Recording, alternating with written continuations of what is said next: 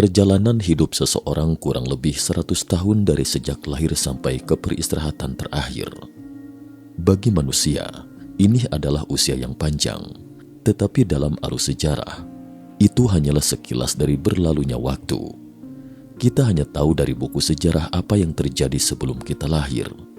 Namun jangan lupa, buku-buku sejarah itu ditulis oleh manusia. Pernahkah terlintas dalam benak Anda, bisa jadi masa lalu manusia telah dikutak-atik dalam kabut? Salam sehat sejahtera, jumpa lagi di channel Mata Ketiga. Mari bersama kita telusuri misteri dunia. Hari ini kita akan telusuri bersama kisah di baliknya.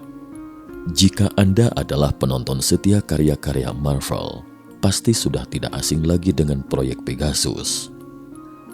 Proyek misterius ini merupakan proyek dalam film-film Marvel yang melihat sumber energi alternatif.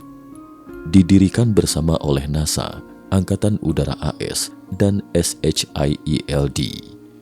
Sebagai informasi, SHIELD adalah sebuah badan espionase, penegakan hukum khusus, dan kontrak terorisme fiksi yang muncul dalam buku-buku komik Amerika terbitan Marvel Comics. Batu keabadian atau permata keabadian, atau juga disebut kubus kosmik, adalah objek penelitian utamanya. Untuk diketahui, batu keabadian atau permata keabadian adalah 6 permata fiksi yang muncul dalam buku komik Amerika yang diterbitkan oleh Marvel Comics. Istilah proyek Pegasus pertama kali muncul dalam film Iron Man 2 pada tahun 2010. Kemudian dikenal luas dalam film The Avengers. Selama ini, orang-orang mengira ini hanyalah konsep fiksi yang ada di film. Tetapi pada kenyataannya, pada awal tahun 2002, ada orang yang mengungkapkan bahwa proyek Pegasus itu nyata adanya. Dan selama ini, proyek tersebut selalu dijaga ketat kerahasiaannya. Karena proyek itu melibatkan beberapa teknologi mutakhir yang tidak dapat dipublikasikan saat ini, seperti misalnya perjalanan waktu. Mereka yang telah menguasai teknologi ini dapat melanglang buana antara masa lalu dan masa kini, bahkan mengutak-atik sejarah untuk mewujudkan tujuan tertentu. Pada tahun 2002, National Geographic, American Geographical Society, menerima sebuah makalah misterius. Penulisnya menyatakan bahwa dia pernah terlibat dalam proyek rahasia pemerintah AS. Dalam proyek ini, dia secara langsung merasakan eksperimen menakjubkan berupa perjalanan ruang waktu. Proyek yang dimaksud ini adalah proyek Pegasus. Ketika mereka baru menerima artikel ini, American Geographical Society tidak menganggapnya serius karena mereka sering menerima artikel yang menarik perhatian seperti ini, yang seringkali hanya berupa karangan untuk menarik perhatian. Namun mereka tercengang ketika melihat nama penulis artikel tersebut. Penulis artikel tersebut adalah pengacara Amerika terkenal Andrew Basiago, lulusan dari Fakultas Hukum Universitas Cambridge. Setelah itu, Andrew melanjutkan studi untuk mendapatkan gelar dalam bidang sejarah, filsafat, jurnalisme, dan 5 gelar lainnya di Universitas California, Los Angeles. Tak hanya itu, Andrew juga ikut serta dalam pemilihan Presiden Amerika Serikat tahun 2016 dan 2020, tapi ini semua adalah cerita lainnya. Menurut sarjana dari American Geographical Society, bahwa tokoh seperti itu seharusnya tidak mungkin akan mengarang sesuatu demi menarik perhatian. Demikianlah sebuah rencana misterius yang mungkin mengubah sejarah manusia perlahan-lahan mencuat di permukaan. Proyek Pegasus. Andrew Basiago menyatakan dalam artikelnya bahwa dia ikut terlibat dalam proyek Pegasus ketika berusia 11 tahun pada tahun 1972. Saat itu, sebuah departemen misterius mengumpulkan banyak anak-anak. Belakangan Andrew baru tahu departemen ini ternyata adalah DARPA, yaitu sebuah badan proyek riset lanjut pertahanan AS. Tugas utama DARPA adalah mengumpulkan orang-orang paling elit dan terpintar di Amerika Serikat untuk bersama-sama mengembangkan teknologi peradaban manusia super. Selain itu, proyek Pegasus bukanlah proyek misterius pertama DARPA. Setelah runtuhnya Nazi Jerman pada akhir Perang Dunia II, Amerika Serikat meluncurkan Operation Paperclip, yaitu program rahasia intelijen Amerika Serikat, di mana lebih dari 1.600 ilmuwan, insinyur dan teknisi Jerman dibawa dari bekas Nazi Jerman ke AS untuk pekerjaan pemerintah setelah berakhirnya Perang Dunia II di Eropa antara tahun 1945 dan 1959. Di antara ilmuwan Jerman itu, termasuk Wernher von Braun, seorang ilmuwan Jerman yang dikenal sebagai Bapak Roket Modern. Pada tahun 1958, Braun meluncurkan satelit buatan pertama Amerika keluar angkasa. Pada tahun 1969, dia mengirim Apollo 11 yang terkenal ke bulan. Tanpa pionir roket Jerman Wernher von Braun, pendaratan di bulan pada 1969 mustahil terlaksana. Sebelumnya von Braun bekerja untuk Hitler, mengembangkan senjata pamungkas untuk membunuh jutaan orang. Sejak itu, industri kedirgantaraan AS telah mendominasi dunia. Anak-anak yang dipilih bersama dengan Andrew dalam proyek Pegasus akan menerima pelatihan fisik dan mental hingga 6 bulan di sekolah tertutup. Saat itu banyak anak yang dieliminasi karena tidak kuat bertahan dalam pelatihan tersebut, hingga akhirnya tersisa 14 anak. Bersama-sama mereka memasuki tahap selanjutnya dari proyek Pegasus, yaitu eksperimen menembus ruang waktu. Pada tahap ini, para peneliti akan menggunakan teknologi teleportasi yang telah dikembangkan untuk memindahkan manusia dari titik A ke titik B dalam sekejap, bahkan memindahkan manusia ke planet lain dan melakukan perjalanan antara masa depan dan masa lalu. Menurut Andrew, ia sendiri telah mencapai 2 perjalanan waktu dalam proyek Pegasus. Pertama, ia melakukan perjalanan waktu ke masa lalu dan bertemu dengan Presiden AS Lincoln saat itu dengan sebuah misi. Perjalanan waktu lainnya ke masa depan, melihat koloni Mars di masa depan. Perjalanan waktu pertama. Pada akhir tahun 1972, Andrew memulai perjalanan waktu pertamanya. Misinya saat itu adalah kembali ke kota Gettysburg, negara bagian Pennsylvania, Amerika Serikat, 109 tahun lalu. 4,5 bulan setelah pertempuran Gettysburg berakhir pada 19 Oktober 1863, Lincoln menyampaikan pidato di hari peresmian pemakaman militer di Gettysburg, Pennsylvania, berkabung atas para prajurit yang gugur dalam pertempuran 5,5 bulan. Pidato retoris dan halus Lincoln menjadi salah satu pidato paling mengesankan dalam sejarah Amerika dan juga pidato yang paling banyak dikutip dalam sejarah Amerika. Dunia akan sedikit mencatat, tidak akan lama mengingat apa yang kita katakan di sini, tetapi tidak akan pernah bisa melupakan apa yang mereka lakukan di sini. Bagi kita yang hidup, lebih tepatnya untuk didedikasikan di sini pekerjaan yang belum selesai, yang sejauh ini telah mereka perjuangkan di sini dengan sangat mulia, kata Lincoln. Lebih baik bagi kita berada di sini, berdedikasi pada tugas besar yang tersisa di hadapan kita dan di hadapan orang-orang meninggal yang terhormat ini. Kita di sini sangat bertekad bahwa mereka tidak akan mati sia-sia. Bangsa ini di bawah lindungan Tuhan akan lahir kebebasan baru serta pemerintahan dari rakyat oleh rakyat dan untuk rakyat. Tambahnya, dalam pidato kurang dari 300 kata dan hanya dalam waktu 3 menit, Lincoln mendefinisikan kembali Perang Saudara Amerika dengan prinsip yang didukung oleh Deklarasi Kemerdekaan dan memberikan makna inti yang lebih tinggi pada Perang Saudara. Tidak hanya untuk kelangsungan hidup federasi, tetapi juga memperjuangkan kebebasan dan kehidupan baru untuk membawa kesetaraan sejati bagi semua warga negara. Setelah itu, Tentara Utara bersatu, mengalahkan Tentara Selatan dan mempersatukan seluruh negeri. Tugas Andrew adalah melakukan perjalanan kembali ke lokasi pidato dan menyerahkan surat kepada Presiden Lincoln. Dan menurut Andrew, bahwa surat yang dia berikan itu adalah isi pidato. Berikut sepenggal proses perjalanan waktu Andrew. Andrew lebih dulu dikirim ke East Hanover, New Jersey. Di laboratorium ia melihat mesin perjalanan waktu. Ketika memasuki mesin waktu, Andrew melihat hanya ada satu ruang untuknya. Di dalam mesin penuh dengan prisma. Di bagian atas terdapat berlian menyerupai segi 8. Saat berlian bersinar, mesin akan terus berputar mengelilinginya. Saat itu, penglihatan Andrew perlahan-lahan menjadi kabur ketika melihat segala sesuatu di sekitarnya. Kemudian mesin di sekitarnya lenyap seketika.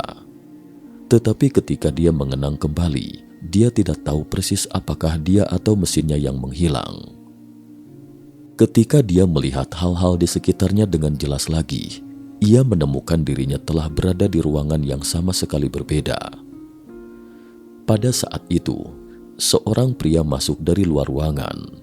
Pria itu mengatakan di sini adalah kota Gettysburg tahun 1863. Pria itu datang untuk menjemputnya. Pada saat demikian, Andrew tiba-tiba merasa bingung dan tidak nyaman. Dan tanpa sengaja sepatunya tersangkut ketika dia keluar dari mesin. Tetapi ajaibnya sepatu itu meleleh pada saat itu juga. Pria yang datang menjemputnya itu mengatakan rasa panik adalah reaksi normal setelah melintasi ruang waktu. Tetapi mereka tidak punya waktu untuk istirahat karena tugas yang mendesak. Sambil berbicara, pria itu membawa Andrew ke jalan dan buru-buru mencari toko sepatu. Namun toko sepatu ini hanya menjual sepatu untuk orang dewasa. Jadi Andrew pun mengenakan sepatu yang tidak sesuai dengan ukuran kakinya dan segera ke lokasi pidato Gettysburg. Setibanya di lokasi, Andrew langsung menarik perhatian banyak orang. Karena Andrew mengenakan model pakaian tahun 1970-an. Sementara pada saat itu adalah abad ke-19. Apalagi Andrew mengenakan sepasang sepatu besar untuk orang dewasa. Jadi tidak heran akan menarik perhatian orang-orang di sekitar. Saat itu seorang fotografer yang berada di lokasi kebetulan memotret Andrew. Foto ini masih beredar hingga kini dan menjadi salah satu bukti penting untuk membuktikan pernyataan Andrew.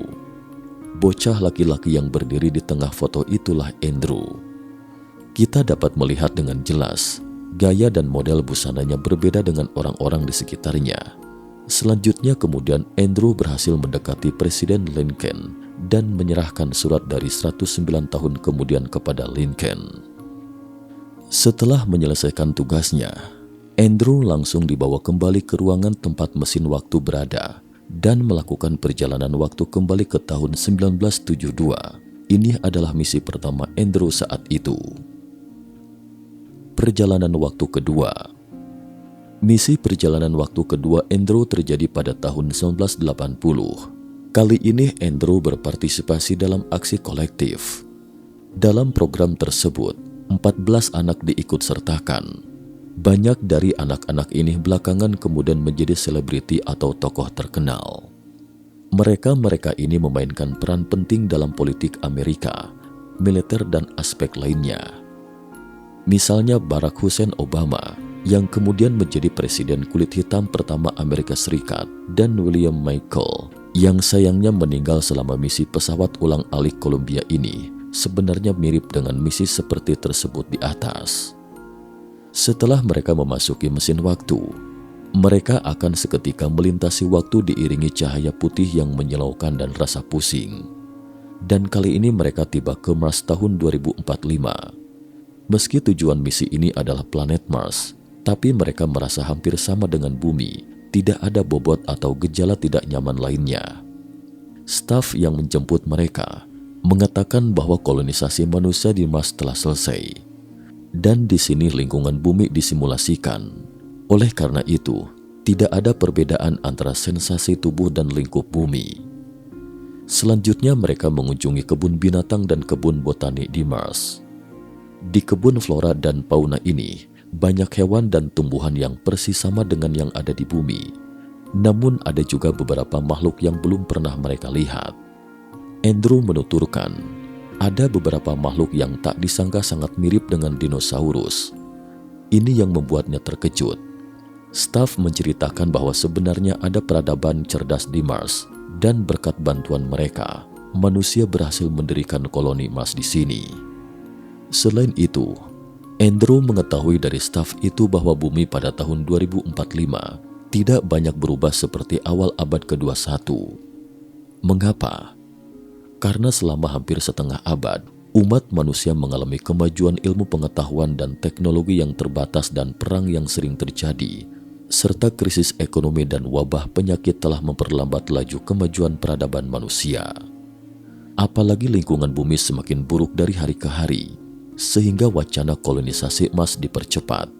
Tetapi wacana kolonisasi Mars juga membawa beberapa masalah, seperti misalnya hubungan antara manusia dan ras alien, serta reproduksi manusia di luar bumi, dan masalah lainnya.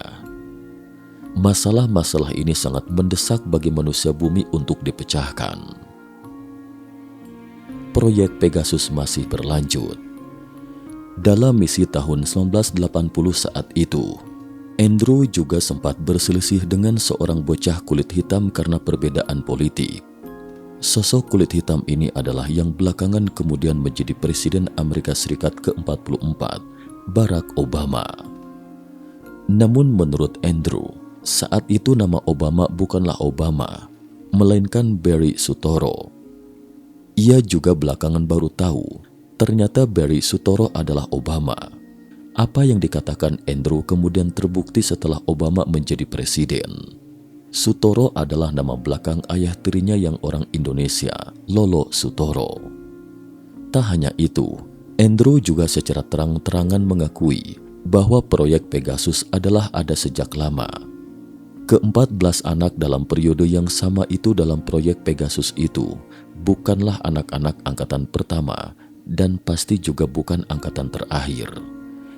Andrew juga mengungkapkan bahwa banyak tokoh terkemuka dalam sistem politik dan bisnis AS sebenarnya adalah bagian dari proyek Pegasus.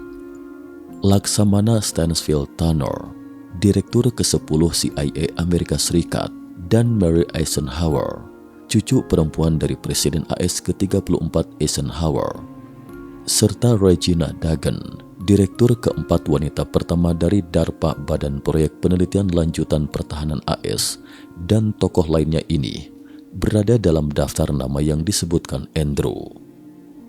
Menurut Andrew, proyek ini seperti gudang pelatihan bagi para elit masa depan Amerika Serikat. Di saat Andrew mengungkapkan misteri tentang proyek Pegasus, Laura Eisenhower, cicit dari Presiden AS ke-34 Eisenhower, juga mengkonfirmasi bahwa memang ada proyek rahasia seperti itu. Dia juga menjelaskan alasan mengapa proyek Pegasus melibatkan anak-anak. Karena pada tahap awal penelitian, mereka menemukan bahwa orang dewasa akan mengalami gejala negatif yang hebat, seperti misalnya gangguan mental setelah berpartisipasi dalam percobaan terkait. Namun remaja di bawah usia 20 tahun tidak akan mengalami gejala seperti itu.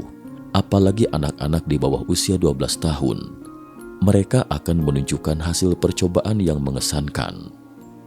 Oleh karena itu, selain menjajaki kemungkinan perjalanan ruang dan waktu, proyek Pegasus juga merekrut beberapa anak yang bertalenta untuk pelatihan khusus. Melalui program-program ini, membantu mereka menjadi elit Amerika masa depan. Obama yang masih menjabat sebagai Presiden Amerika pada tahun 2015 diundang dalam program pertunjukan langsung Jimmy Kimmel. Dalam acara talk show itu, pembawa acara Jimmy dengan nada menyindir mengatakan, So this is something I feel like if I was the president, and it's unlikely that that is ever going to happen. You never know. Jika suatu hari nanti saya menjadi Presiden Amerika Serikat, meskipun ini adalah sesuatu yang hampir mustahil terwujud. And I would immediately race to wherever they have the files about Area 51 and UFOs. Yeah. Salah satu hal yang akan lakukan adalah segera ke database dan mencari segala informasi untuk menemukan informasi terkait Area 51 dan UFO. Mendengar itu, Obama pun menanggapinya sambil tersenyum.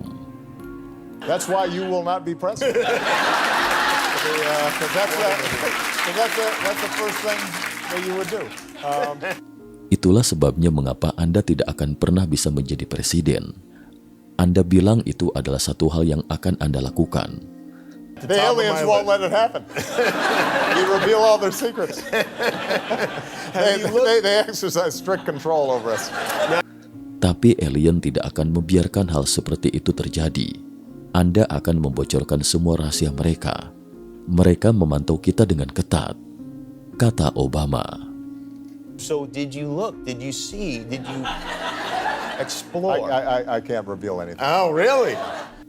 Jadi apakah Anda pernah melihatnya? Saya tidak bisa mengatakan apapun. Lanjut Obama. Because President Clinton said he did go right in and he did check and there was nothing. Karena mantan Presiden Clinton mengatakan bahwa dia pernah masuk ke database dan mencari informasi terkait, tetapi tidak menemukan apapun. Well, that's what we're instructed to say. Anda tahu itu. Kami diinstruksikan untuk berkata seperti ini, kata Obama. Pernyataan singkat Obama ini bisa dikatakan sangat datar. Dalam suasana yang tampak bercanda itu, menyatakan secara tersirat beberapa rahasia yang tak boleh diungkapkan. Jika suatu saat nanti rahasia bukan lagi rahasia, Obama pasti bisa mengatakan, "Bukankah saya pernah mengatakan hal itu? Hanya saja Anda semua mendengarkannya sebagai lelucon." Obama masih menjabat presiden ketika diwawancarai oleh Jimmy Kimmel. Jadi tentunya, dia juga akan sangat berhati-hati dalam setiap ucapan. Tetapi apa yang dikatakan Obama dalam wawancara lain di tahun 2020 lebih lugas. UFOs? Any UFOs? Did you ask about that? Bagaimana dengan UFO? Apakah pernah Anda tanyakan? Certainly asked about it. And? Can't tell you. Sorry. Okay. Itu sudah pasti, kata Obama. Lalu, apakah ada UFO? Maaf, saya tidak bisa memberitahu Anda, jawab Obama. All right, I'll take that as a yes. Because if there were none, Why you'd say not? there was none, right? Oke, saya anggap Anda sudah mengatakannya. Karena jika memang tidak ada, Anda akan mengatakan tidak, kan? Menurut Andrew, Obama yang saat itu adalah Barry Soetoro merupakan sosok penting dalam proyek Pegasus. Dia bahkan diikut sertakan dalam beberapa percobaan lain, tidak hanya terbatas pada teleportasi. Beberapa dari eksperimen ini bahkan memengaruhi pemikiran pemerintahan Obama di kemudian hari. Dan penerapan proyek Pegasus itu semuanya bergantung pada teknologi Tesla, osilator elektromekanis Tesla. Warisan Tesla. Nikola Tesla meninggal dalam kesepian di New Yorker Hotel pada 7 Januari 1943. Sebelumnya ia pindah beberapa hotel karena tunggakan biaya hotel. Tesla meninggal selama periode Perang Dunia II. Departemen Perang AS menghubungi FBI untuk menyita semua gambar, desain, dan karya eksperimentalnya dan mencantumkannya sebagai top secret. Penelitian militer AS terhadap makalah dan manuskripnya terus berlanjut hingga detik ini. Konon katanya Tesla memiliki 80 koper di berbagai lokasi yang berisi gambar penelitian dan rencana percobaannya telah disimpan oleh pemerintah AS. Ini termasuk desain dan penelitian osilator Tesla. Pada tahun 1895, Tesla menemukan bahwa waktu dan ruang dapat dipengaruhi oleh medan magnet yang kuat selama percobaan medan magnet bermuatan tegangan tinggi dan mengalami beberapa risiko yang ditimbulkan oleh perjalanan ruang dan waktu. Dalam percobaan itu, Tesla dan udara di sekitarnya dihantam oleh tegangan 3,5 juta volt. Kemudian dia merasa tubuhnya meninggalkan jendela ruang waktu tempatnya berada. Dia dapat melihat masa lalu, sekarang dan masa depan pada saat yang sama. Tetapi pada saat yang sama tubuhnya juga lumpuh oleh medan elektromagnetik. Jika asistennya tidak segera menarik saklar listrik pada saat kritis, eksperimen tersebut akan menyebabkan kerusakan permanen pada tubuh Tesla. Mungkin di tahap awal, Tesla telah menguasai teknologi manipulasi ruang dan waktu dengan mengubah medan magnet. Tetapi dia terlanjur meninggal sebelum teknologinya disempurnakan. Eksperimen Tesla sangat disarankan untuk jangan pernah sekalipun untuk mencobanya. Tesla yang dikenal manusia setengah dewa ini saja hampir mati tersengat listrik. Jika orang biasa sudah pasti seketika pindah ke dunia lain. Pada tahun 2009, ilmuwan Stephen William Hawking juga melakukan eksperimen terkenal terkait perjalanan waktu. Saat itu, Hawking mengirimkan undangan makan malam kepada penjelajah waktu. Dalam surat undangannya, Hawking menyertakan secara rinci lokasi, waktu, dan gaya busana. Surat undangan ini disimpan oleh pemerintah. Pada malam makan malam, Hawking secara khusus memotret selembar foto dan mengirimkannya ke surat kabar. Saat itu, dia sedang duduk sendirian di atas kursi roda sambil menunggu tamu undangan di restoran. Sementara di sekelilingnya tampak aneka makanan lezat yang telah disiapkan berikut sampanye anggur merah. Dia menunggu dengan sabar penjelajah waktu untuk membuka pintu dan masuk ke ruangan. Tapi sayangnya, penjelajah waktu tidak datang memenuhi undangan Hawking sampai makan malam selesai. Hawking merasa sangat kecewa. Mungkin undangan Hawking tidak disimpan dengan baik. Mungkin penjelajah waktu tidak ingin ditemukan di titik waktu Hawking, tetapi orang-orang yang ingin membuktikan perjalanan waktu tidak pernah berhenti. Eksperimen Tesla relatif berbahaya, tetapi bagi teman-teman yang tertarik mungkin tidak ada salahnya melakukan eksperimen yang mirip dengan Hawking. Mungkin Anda akan mendapatkan sesuatu yang tidak terduga. Sekian dan terima kasih atas perhatiannya.